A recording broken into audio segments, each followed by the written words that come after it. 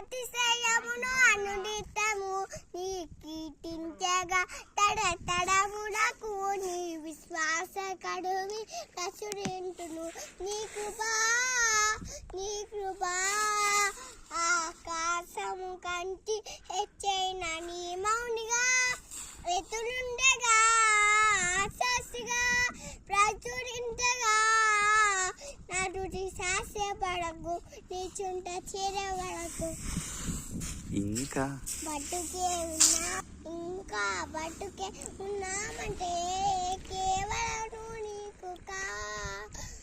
ఏ మంచితనము లేకుండవు కొనసాగి నీ కృప ఆకాశము కంటి హెచ్చైనది మౌనిగా ఎతులుండగా ఆశాసిగా ప్రచురించగా